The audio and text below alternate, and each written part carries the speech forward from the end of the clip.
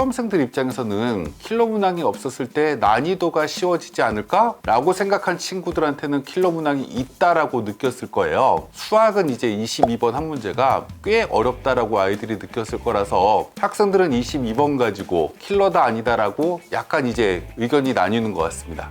이렇게 패턴이 확 바뀌다 보니까 아이들 입장에서는 내가 평소에 받았던 점수랑 괴리가 생기는 친구들이 이제 생기는 거죠. 대학 가기가 어렵다라고 느끼는 건 결과론적으로 내가 받을 수 있는 점수보다 낮게 받았다라는 느낌이 다 드니까 그게 어려운 거죠, 친구들은. 작년에 입시 결과랑 올해 입시 결과는 거의 동일할 거예요. 왜냐면 수능을 보는 친구들 인원이 거의 똑같고요. 정시에서 선발하는 인원도 크게 변하지 않았기 때문에 지난해 입시 결과를 꼼꼼히 살펴보고 정시도 가능성이 있는 대학교라고 하면 정시까지 노려보는 게 좋겠죠. 그래서 이제 학생들 입장에서는 그냥 시험을 보고 나서 원점수는 낮다라고 생각이 되지만 나만 못 본 게 아니다 라고 생각을 하고 조금 이제 마음을 좀 평온함을 찾고 이제 준비를 잘 하셨으면 좋겠습니다. 이번 수능의 특징은 이제 국어, 수학, 영어 모두 다 난이도가 어느 정도 있는 이제 학생들을 변별하기 가장 쉬웠던 수능이라고 할 수 있습니다. 우리가 이제 작년 수능 같은 경우에는 수학은 난이도가 꽤 있었는데 국어의 변별력이 조금 떨어지는 시험이었고요. 반대로 이번에 9월 모의평가는 국어의 난이도는 꽤 있었는데 수학의 변별력이 조금 떨어지는 시험이었는데 이번 이제 수능 같은 경우에는 국어와 수학이 모두 다 고르게 어렵게 출제되었기 때문에 학생들이 어떤 특정 과목을 잘하는에 따른 유불리는 상당히 해소된 어찌 보면 공정한 시험이라고 할 수 있을 것 같습니다. 이게 시험이 실제로 학생들이 느끼기에는 올해 킬러 문항 배제라는 이슈 때문에 조금 이제 어렵지 않을 거다라는 기대감을 가진 친구들한테는 상당히 이제 어려웠던 시험으로 보이고요. 이렇게 모든 과목이 조금 어렵다 보니까 학생들이 어떤 특정 과목에 강하고 어떤 과목은 조금 약한 친구들한테는 상당히 그 약한 과목이 치명적으로 약점으로 다가왔을 가능성이 꽤 높은데도 불구하고 실제로 이제 시험이 어려웠기 때문에 학생들의 변별은 일정하게 이제 구간별로 인원이 잘 나눠질 거라서 정시 지원을 하기에는 상당히 용이한 시험 형태로 나왔다라고 볼 수 있을 것 같습니다. 올해 이제 결시자 숫자도 좀 봐야 되긴 하겠지만 응시 인원으로 봤을 때는 작년보다 3,000명 정도가 줄었거든요. 근데 이게 이 인원이 원래 재학생은 2만 명 정도가 줄었기 때문에 굉장히 큰 폭으로 줄어야 되는데도 불구하고 재수생들이 꽤 늘어난 시험이었다 보니 고등학교 3학년 친구들 입장에서는 정시는 재수생이 강하니까 상당히 불리한 거 아니야? 라는 생각을 꽤 많이 할 텐데요. 실제로 이렇게 반수생이 늘어난 이유가 재수생이 폭증하고 연관관계가 있거든요. 근데 이 반수생 같은 경우는 대학에 이미 재학하고 있는 친구들이고 올해 시험이 쉬울 거라고 생각하고 들어온 친구들이 꽤 많기 때문에 실제 결과가 생각보다 잘 안 나온 친구 같은 경우에는 다시 이제 본인이 다니던 학교에 복학할 가능성이 굉장히 높기 때문에 실제로 이런 친구들이 상당히 많아질 거다. 그래서 정시에서 재수생이 강세가 두드러지게 올해가 큰 특징이다 라고 보는 건 조금 기우일 가능성이 높아서 학령 인구 감소로 인해서 학생들이 조금 더 정시로도 대학 가기가 쉬워진다라고 생각하는 게 어찌 보면 타당하지 않을까 생각됩니다. 이게 이제 우리가 킬러 문항의 정의를 여태까지 내린 사람은 이제 교육부가 유일한 거죠. 그럼 교육부가 지침을 내렸을 때의 킬러 문항에는 이제 저촉되지 않는 것 같아서 충분히 교육과정평가원장은 킬러 문항이 없었다라고 말씀하시는 게 타당해 보이고요. 하지만 수험생들 입장에서는 킬러 문항이 없었을 때 난이도가 쉬워지지 않을까? 라고 생각한 친구들한테는 킬러 문항이 있다라고 느꼈을 거예요. 뭐 이제 국어 같은 경우나 다른 과목 같은 경우에는 정말 어려웠다라는 문제가 이제 한두 문제다라고 얘기하기가 어렵지만 수학은 이제 22번 한 문제가 꽤 어렵다라고 아이들이 느꼈을 거라서 학생들은 22번 가지고 이제 킬러다 아니다라고 약간 이제 의견이 나뉘는 것 같습니다. 그러니까 우리가 과거에는 정답률을 가지고 킬러 문항이라고 생각을 했었는데 실제 이제 교육부나 교육과정평가원에서는 낯선 지문 이게 킬러 문항이라고 얘기했었고 이제 수학 같은 경우도 다양한 단원의 융복합 이 킬러라고 얘기를 했었기 때문에 거기에는 해당되지 않고요. 근데 이제 변별력을 확보하기 위해서 정답률이 낮은 문항은 이제 이번 시험에서는 전체 과목 다 통틀어서 수학 한 문제 정도로 보여요. 올해 이제 탐구 과목 같은 경우에는 대다수 과목들이 난이도가 국어, 수학, 영어에 비해서는 상당히 낮아졌기 때문에 탐구는 크게 변별력이 있다. 그리고 이제 이걸로 변별이 된다라고 보기에는 국어, 수학에 비해서는 떨어지는 거고요. 근데 이제 국어, 수학 같은 경우는 지금 이제 나오는 추세가 1등급 근처의 점수가 거의 국어, 수학이 비슷하게 나오고 있거든요. 그러다 보니까 이게 국어, 수학이 어찌 보면 올해 수능의 가장 큰 변별력이라서 자연계는 수학을 잘한 친구들, 왜냐면 반영 비율이 높으니까요. 반대로 문과 쪽은 국어를 잘한 친구들이 상당히 우세한 시험이 될 거고, 이제 다만 좀 우려되는 것 중에 하나는 영어까지 조금 어렵다 보니까 수시에서 수능 체제를 맞춰야 되는 친구들 입장에서는 영어를 기대하고 있었는데 영어 등급이 내려가서 수능 체제를 아깝게 못 맞추는 친구들은 조금 늘어날 것 같습니다. 네, 83, 84이쯤 나올 것 같아요. 네. 그렇죠. 우리가 13학년도부터 19학년, 18학년도까지는 국어 1등급이 거의 92점에서 제일 쉬웠을 때는 98점까지 나왔었거든요. 항상 요 정도가 나오다가 이게 이제 최근에 영어가 절대평가되면서 무언가 분별해야 되는 과목이 4과목에서 3과목으로 줄어드니까 이제 국어 수학의 난이도가 조금씩 어려워지기 시작을 했죠. 근데 이렇게 어려웠다는 건 이제 최근에 한 2-3번 정도가 되는 게 올해 해당이 될 것 같아요. 올해 이제 가장 중요한 테마는 워낙 수시에서 많은 인원을 뽑고 재학생들 같은 경우는 교과나 종합 위주로 원서를 많이 썼을 텐데 여기 이제 수능 최저를 만약에 본인이 맞췄다라고 하면 상당히 가능성이 높아질 거예요. 그 예를 들면 작년에 학생부 교과 전형에서 가장 충원율이 높았던 대학교가 한양대 교과 전형의 교육학과거든요. 여기는 이제 12바퀴가 돌았어요.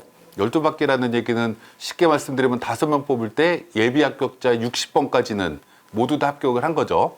이제 아무래도 교과 전형 같은 경우에는 이렇게 대학들이 선발하는 방법이 동일하다 보니까 중복 합격자가 많이 생기니까 마지막까지 좀 기대를 해야 되는 게 재학생 입장이고, 학생부 종합전형에도 보통 1바퀴에서 2바퀴 사이 정도가 충원율이 생기는데 대학들은 예비번호를 보통 0.5배수 정도밖에 발표를 안 하거든요.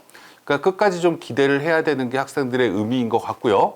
실제로 이제 가채점 가지고 지금 남아있는 게 대학별고사, 논술이라든지 일부 대학교가 면접이 있는데 이걸 기본적으로 내가 가야 될 거냐 말아야 될 거냐가 이제 학생들이 첫 번째 화두가 될 거예요. 그러니까 지금 이제 가채점을 가지고 내가 갈 수 있는 대학교가 어느 정도 수준인지는 확실하게 판단을 해야 되는데 작년의 입시 결과랑 올해 입시 결과는 거의 동일할 거예요. 왜냐하면 수능을 보는 친구들 인원이 거의 똑같고요. 정시에서 선발하는 인원도 크게 변하지 않았기 때문에 지난해 입시 결과를 꼼꼼히 살펴보고 정시도 가능성이 있는 대학교라고 하면 정시까지 노려보는 게 좋겠죠. 왜냐하면 정시에는 내가 그 대학교를 다시 써서 합격을 할 수 있다라고 하면 나머지 2개 군에서 상향을 지원할 수 있는 기회가 만들어지는 거니까 지금은 거기에 집중을 해야 된다고 생각이 되고요. 나중에 이제 수능 성적표는 12월 8일쯤 되면 이제 성적표가 발표될 거기 때문에 정시 지원 전략은 그때 세워도 크게 문제가 되지 않을 거다. 그래서 지금은 수시에 대학별고사를 가야 될 건지 말아야 될 건지 정도를 이제 꼼꼼히 살펴보는 게 무엇보다 필요할 것 같습니다. 우리가 이제 논술 같은 경우에는 과거 이제 사례를 보다 보면 최상위권 대학교, 한 상위 7개 대학교의 논술은 정말 학생들이 많이 준비하고 치열한 경쟁을 통해서 합격 여부가 결정이 되거든요. 그러니까 내가 예를 들어서 뭐 한양대나 중앙대 이상의 대학교를 썼다라고 하면 남은 기간 동안에 논술에 최선을 다해서 준비를 해야 되는 게 학생들의 몫일 것 같고요. 그 아래 대학교 같은 경우에는 실제로 이제 논술의 합격자 성적을 대학들이 발표하고 있는데 실제로 그렇게 많이 준비하고 오는 것 같진 않아요. 그러다 보니 내가 정시에 그 대학교를 갈 수 없는 친구들이라고 하면 남아있는 기간 동안에 논술 준비는 정말 열심히 해야 된다라고 판단하는 게 맞을 것 같고요. 우리가 이제 면접이라는 것도 또 있는데 요즘 대학교의 학생부 종합전형의 면접의 대부분은 학생부 기반의 면접을 굉장히 많이 보거든요. 그래서 내가 세부 능력 및 특기 사항에 적혀 있는 내 내용이나 행동특성의 종합의견에 적혀 있는 내용이나 그리고 이제 동아리 활동 등등의 내용에 뭐가 기재되어 있었고 그 내용을 내가 어떤 이유로 하게 됐고 그 결과를 통해서 어떤 걸 느꼈는지 올해는 자기소개서가 없는 애기 때문에 실제로 그걸 다시 한번 시뮬레이션을 해보면서 면접을 대비하는 게 필요할 것 같습니다. 그땐 당연히 대학 가기가 더 훨씬 어려웠던 게 의대도 없었고 약대도 없었고, 그럼 이 없었다라는 얘기는 모집 정원이 그만큼 없었다라는 거죠. 의대가 3,000명이고 약대가 이제 2,000명 가까이가 되니까, 그러면 실제로 그때 점수랑 지금 점수랑 비교를 하면 아이들이 의대 가려고 할 때는 점수가 굉장히 높아야 되는 건 맞는데, 나머지 대학에 갈 때는 그만큼 이 위의 정원이 늘어났고 아이들이 줄어들어서 대학 가는 건 훨씬 더 쉬워졌어요. 훨씬 더 쉬워졌는데도 불구하고 이게 이렇게 표현하긴 그렇지만 시험의 문제의 형태가 자꾸 바뀌는 거죠. 올해도 갑작스럽게 이제 6월달 이후로, 과거에는 독서 파트가 정말 어려워서 독서 파트 14개 중에 6개가 어렵냐 8개가 어렵냐, 이게 이제 난이도의 무언가 척도였다라고 하면, 올해 수능 같은 경우는 독서는 하나도 안 어렵고 문학이 어렵고 언어와 매체가 어렵고 이렇게 패턴이 확 바뀌다 보니까 아이들 입장에서는 내가 평소에 받았던 점수랑 괴리가 생기는 친구들이 이제 생기는 거죠. 그러다 보니까 이게 대학 가기가 어렵다라고 느끼는 건 결과론적으로 내가 받을 수 있는 점수보다 낮게 받았다라는 느낌이 다 드니까 그게 어려운 거죠, 친구들은. N수생은 이제 내년에는 의대 정원 확대가 이슈가 있기 때문에 의대 정원이 300명이 늘지 500명이 늘지 모르겠지만, 늘고 나면 또 재수를 해야 되는 욕구가 또 생길 거예요.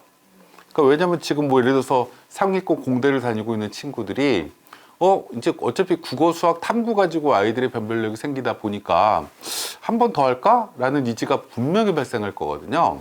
그래서 이제 의대 정원이 늘어남에 따라서 향후 몇 년간은 N수생이 계속 늘어나는 건 명약관화해 보이고요. 이 N수생이 줄어들려고 하면 학령 인구가 크게 감소를 해야 되는데, 우리나라 학령 인구가 크게 감소하는 시기가 초등학교 4학년 이하부터거든요. 그래서 아직 지금부터 한 7, 8년 동안은 계속 N수생이 늘어나는 효과는 계속 생길 것 같아요. 맞아요. 지금 약대를 들어간 친구들도 약대 점수랑 의대 점수랑 보통 과목별로 한 문제씩 더 맞으면 이제 당연히 이제 의대를 갈 수 있는 점수가 되거든요. 그럼 우리가 수능을 끝나고 나서 곱씹어 보면 이 문제 맞출 수 있었는데 라는 무언가 욕심이 생기죠. 그랬을 때 요즘 아이들은 어찌됐건 과거랑은 좀 다르게 굉장히 평균 수명이 길어질 거잖아요.